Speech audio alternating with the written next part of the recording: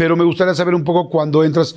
Tú entras a estudiar periodismo y tengo entendido en la UNAM, ¿verdad? ¿Es así? Entras a estudiar periodismo, pero al mismo tiempo empiezas a trabajar con Jacobo Zabludovsky. ¿Cómo fue tu primera cita? ¿Cómo fue tu primer contacto con él? ¿Te recibió de, oye, vente? ¿Cómo fue? Yo, efectivamente, yo empecé el 13 de noviembre de 1970. Yo iba a ser administrador de empresas y cuando estaba en de empresas, ¿por qué? Pues porque para administrar las empresas de mi padre. Entonces desayuné con mi papá.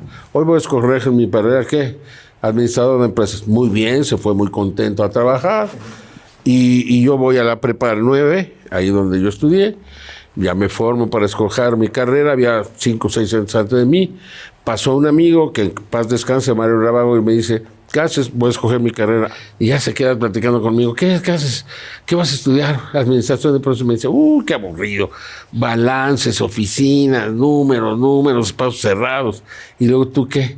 Periodista. Le digo: ladrón con credencial. No, me dice, porque era la experiencia. Mi papá era administrador, era apoderado de toreros, era ganadero. Además de tener empresas, era experto en genética taurina. Entonces, pues realmente mi papá esperaba que yo fuera el administrador para sus empresas, ¿no? Y realmente también yo... Si tú estás acostumbrado a ver cómo se manejaba el asunto del periodismo. Y mi papá, sí, ¿no? Perdóname, de ahí se me desconecté. Los periodistas siempre le estaban pidiendo dinero. Y entonces ya me dijo: no, el periodismo es viajar, conocer, hacer conciencia, decir la verdad, cambiar tu mundo. Y yo dije: wow, eso es lo que yo quiero. Inmediatamente supe que era mi vocación. Inmediatamente llegué y me apunté de periodismo, además con entusiasmo, y le dije a mi papá. Mi papá se sacó muchísimo de onda y me dijo: va a ser igual que todos. Le dije: voy a ser la flor del pantano. Está bueno, me dijo. Está bueno. Y entonces él no estuvo muy de acuerdo con mi carrera, pero bueno, finalmente era su hijo. Pero pues fue un mal comienzo en ese sentido. Yo empecé a trabajar en un periódico, El Ariete, que era un periódico de mercados. De ahí pasé a trabajar en la afición con Guillermo Salas. Mi papá me consiguió esa oportunidad. Y de ahí he estado yo ya en la afición en 1972. Y estando en la universidad, Tatiana Galvanaro era una maestra. Y ella se impresionó mucho porque tenía mi columna, hacía las crónicas, y tenía 18 años de edad. Entonces, le digo: ¿usted trabajó con Jacobo? Sí. Le digo: es que yo quisiera también trabajar ahí. Me gusta mucho la televisión. Yo lo sentía en mis venas. Y me dijo: pues yo te hago una carta. Y me hizo una carta y fui con Jacobo. Estuve como 5 horas ahí sentado en un sillón hasta que finalmente me recibió. ¿5 horas esperándolo? Sí. Desde desde las 3 de la tarde hasta las 8 de la noche. En el primer piso de Niños Héroes 27, que se cayó con el temblor. Y ahí estuve. Entonces finalmente, pásale.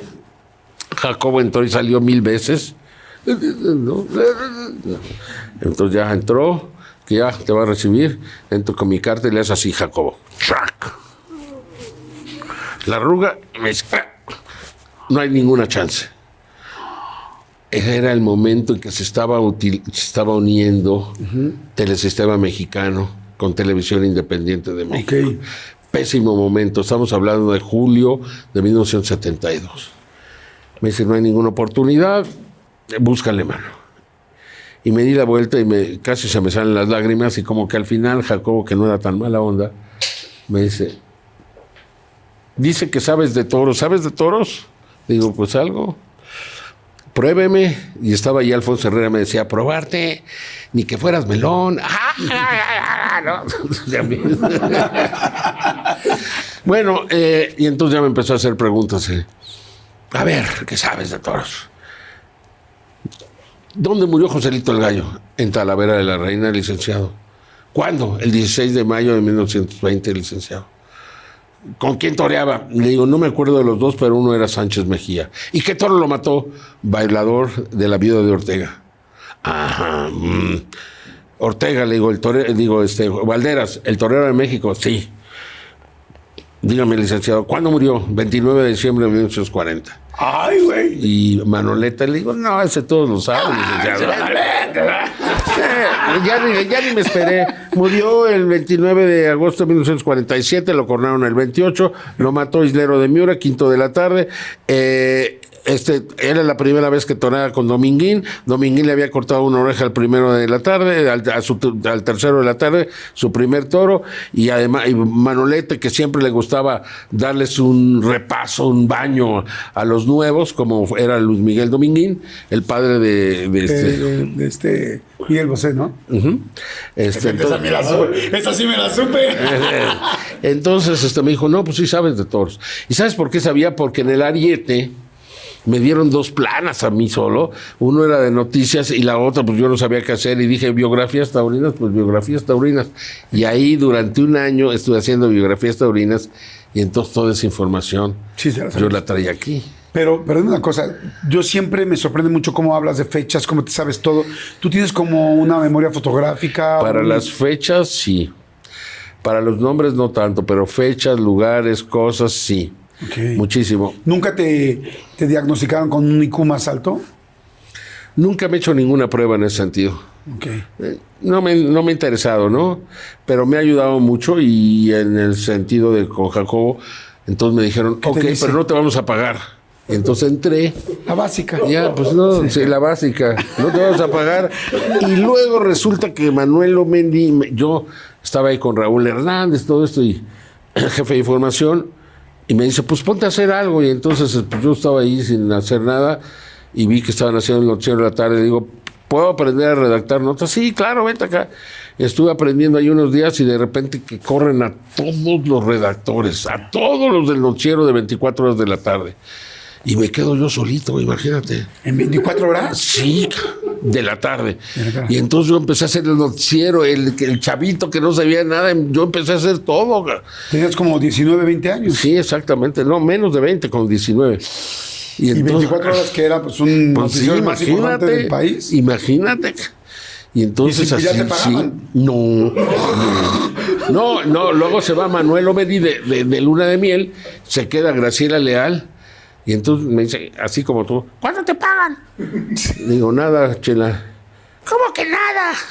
Le digo, pues no me pagan. Así entonces, hablaba Chela. Sí, así hablaba Chela. ¿No la conociste? No, estaba un personaje. Y entonces sube Jacobo y le dice Chela, oye, bueno, ya páguenle a Maussan. Y dice Jacobo, ¿qué? ¿Que eso está que? No, ya páguenle, que trabaja mucho y no sé qué. Dice, Maussan sabe muy bien ahí, no tiene ninguna oportunidad. Si él quiere estar aquí, es porque él quiere. Y punto. Y luego se va. Me dice, mándalo a la chingada. Le digo, Chela, ya vete, cabrón. Le digo, no, me voy a esperar a que llegue Manuel Omendi de su Luna de Miel. Y ya le doy las gracias. Y le di las gracias a Manuel y me dijo, no seas tonto, cabrón. Espérate, si es Jacobo, espérate. Y efectivamente, exactamente el 30 de enero de ese año 73, me llaman, ¿te anda buscando Jacobo? Dije, ay, ahí voy. Sí, licenciado, ¿quieres ser reportero? Sí, licenciado. ¿Pero de radio? Sí, licenciado, de lo que sea. Ah, pues que tengo una grabadora. Y ahí empecé. Bueno, y eso me llevó al francotirador de Coyoacán.